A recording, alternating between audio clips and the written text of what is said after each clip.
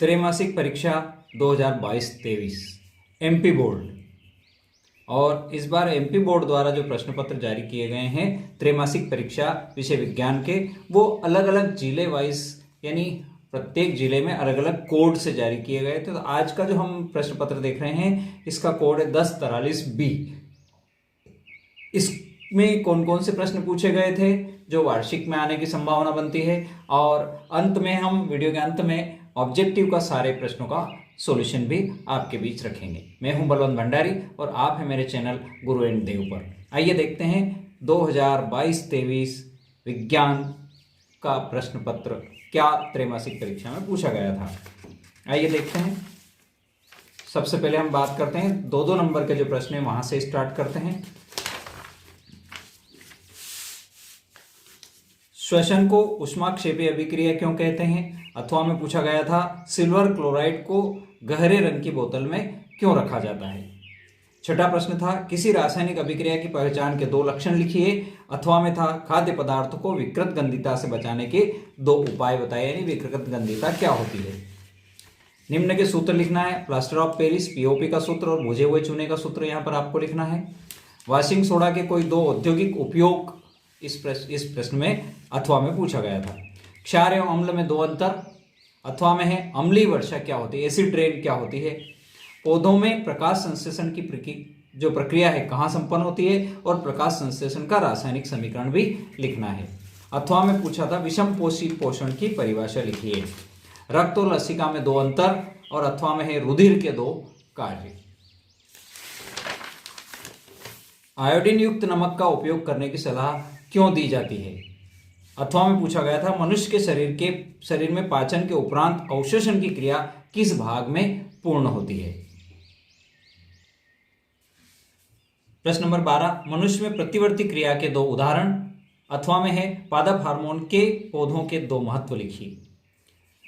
13 अपसारी लेंस के 2 गुण लिखना है। अथवा में अभिसारी लेंस के यानी उत्तल और अवतल लेंस के गुण लिखना है। यहाँ पर उत्तल दर्पण के 2 अनुप्रयोग। अथवा में अपवर्तनांक किसे कहते हैं, परिभाषा देना है। प्रकाश के विक्षेपण की प्रक्रिया को स्पष्ट कीजिए। अथवा में है तारे टिमटिमाते हैं परंतु ग्रह नहीं, क्यों। प्रश्न क्रमांक 16 रेटिना पर किसी वस्तु प्रतिबिंब किस प्रकार का बनता है, यानी रेटिना पर जो प्रतिबिंब बनता है किस प्रकार का बनता है। अथवा में पूछा दूरदृष्टि दोष क्या है। रेडॉक्स अभिक्रिया क्या है, रासायनिक समीकरण लिखकर उपचयन एवं अपचयन अभिक्रिया को दर्शाइए। यानी रेडॉक्स रिएक्शन जहां उपचयन और अपचयन एक साथ होता है, ये 3 नंबर में पूछा गया था। अथवा में था जब चूने के पानी में कार्बन डाइऑक्साइड गैस प्रवाहित की जाती है तो चूने का पानी दूधिया हो जाता है, क्यों। 18वां प्रश्न है वायवीय और अवायवीय श्वसन में 3 अंतर लिखिए। अथवा माइटोकॉन्ड्रिया है कोशिका का बिजली घर क्यों कहते हैं। प्रश्न नंबर 19 कोई अवतल दर्पण अपने सामने 10 सेंटीमीटर दूरी पर रखे किसी बिंब का 3 गुना आवर्धित वास्तविक प्रतिबिंब बनाता है, प्रतिबिंब दर्पण से कितनी दूरी पर बनेगा। अथवा 5 सेंटीमीटर लंबाई का कोई बिंब 30 सेंटीमीटर वक्रता त्रिज्या के किसी उत्तल दर्पण के सामने 20 सेंटीमीटर दूरी पर रखा गया है, प्रतिबिंब की स्थिति प्रकृति तथा आकार ज्ञात कीजिए। तो इन दोनों सवालों का वीडियो मैं आपके लिए अलग से उपलब्ध करा दूंगा। प्रश्न क्रमांक 20 में धावन सोडा और बेकिंग सोडा के 2 उपयोग। अथवा में है लवण किसे कहते हैं, 3 उदाहरण दीजिए।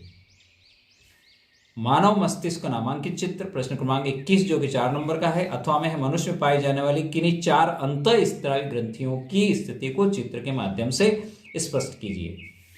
22 इंद्रधनुष किस दिशा में बनता है, इसमें लाल रंग का क्या स्थान होता है। अथवा निकट दृष्टि दोष क्या है, कारण और निवारण लिखने के साथ ही इस दोष का सचित्र वर्णन कीजिए, निरूपण करना है। अब हम चलते हैं प्रश्न क्रमांक 1 से 4 तक ऑब्जेक्टिव यानी वस्तुनिष्ठ प्रश्न और उनके हल की ओर।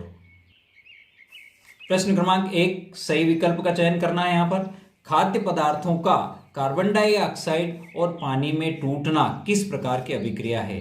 तो खाद्य पदार्थ जो होते हैं वो जब कार्बन डाइऑक्साइड और पानी में टूटते हैं तो वहां से ऊष्मा मुक्त होती है, अतः यह ऊष्माक्षेपी अभिक्रिया है।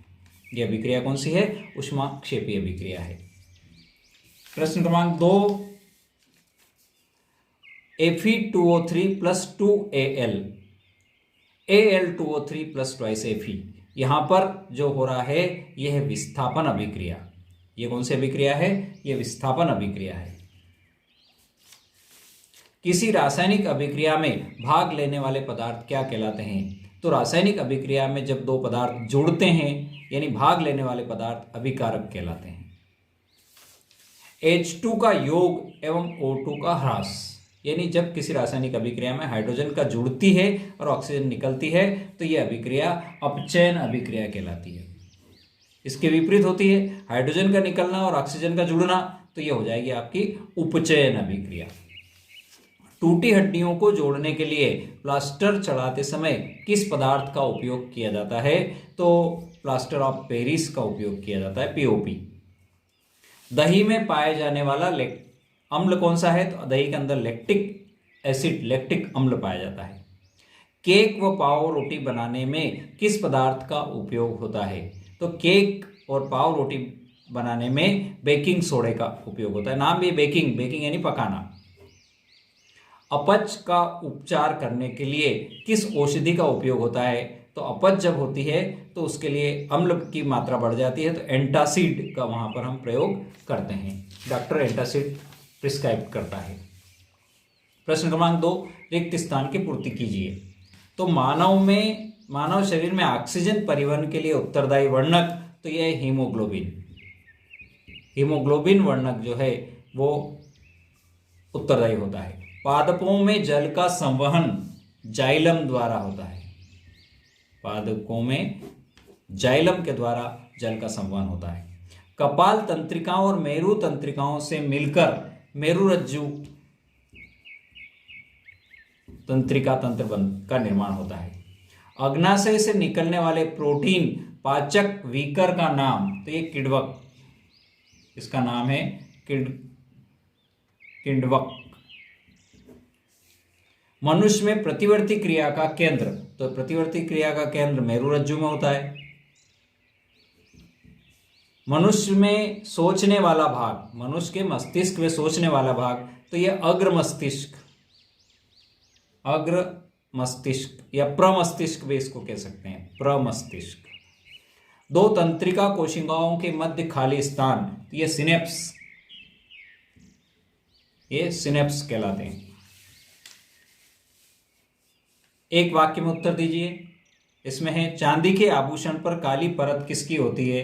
तो चांदी के आभूषण पर काली परत जो होती है वो होती है सिल्वर सल्फाइड की, सिल्वर सल्फाइड की। CaOCl2 का प्रचलित नाम, तो यह है विरंजक चूर्ण, विरंजक चूर्ण। किस धमनी में विऑक्सीजनीकृत रुधिर पाया जाता है? पल्मोनरी, फुफ्फुसी धमनी। मानव उत्सर्जन तंत्र की कार्यात्मक इकाई क्या है? तो नेफ्रॉन। किस हार्मोन की कमी से मधुमेह रोग होता है यानी शुगर की बीमारी? तो शुगर की बीमारी होती है इंसुलिन, इंसुलिन हार्मोन की कमी से ये बीमारी होती है। एक आपतित किरण समतल दर्पण पर 30 डिग्री का आपतन कोण बनाती है, तो परावर्तन कोण का मान क्या होगा? तो इसके लिए हमें याद रखना पड़ेगा कि परावर्तन के नियम में था कि आपतन कोण का मान परावर्तन कोण के बराबर होता है। तो आपतन कोण 30 डिग्री है तो परावर्तन कोण भी 30 डिग्री होगा, तो इसका जवाब है 30 डिग्री। प्रिज्म के दो फलकों के बीच के कोण को क्या कहते हैं? तो इसे प्रिज्म का कोण कहते हैं, प्रिज्म का कोण।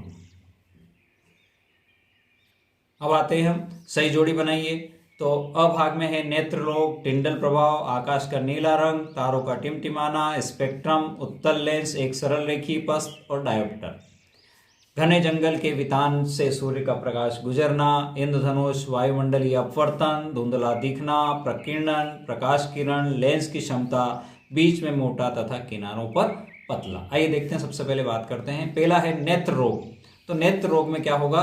धुंधला दिखाई देना, तो ये आ जाएगा यहाँ पर धुंधला दिखाई देना। ये धुंधला दिखाई देना ये हो जाएगा आपका ए, यानी पहले भाग में ये हो जाएगा, पहले का हो गया। दूसरा टिंडल प्रभाव, तो ये घने जंगल के वितान से सूर्य के प्रकाश का गुजरना, तो ये हो गया आपका सेकंड वाला। तीसरा आकाश का नीला दिखाई देना, तो ये है प्रकीर्णन, ये हो गया आपका तीसरा। तारों का टिमटिमाना, तारों का टिमटिमाना तो वायुमंडलीय अपवर्तन, तो ये हो गया आपका चौथा। स्पेक्ट्रम, इंद्रधनुष, ये हो जाएगा पांचवा। उत्तल लेंस, बीच में मोटा तथा किनारों पर पतला, उत्तल लेंस होता है, और इसका उल्टा हो जाता है, किनारों पर मोटा और बीच में पतला, था उत्तल लेंस हो जाएगा। एक सरल रेखीय पथ, तो यह प्रकाश किरण, ये हो जाएगा आपका सातवां। और डायोप्टर, तो लेंस की क्षमता का जो मात्रक होता है वो डायोप्टर होता है। वीडियो आपने अंत तक देखा उसके लिए बहुत बहुत धन्यवाद। ओके, जय जिनेंद्र।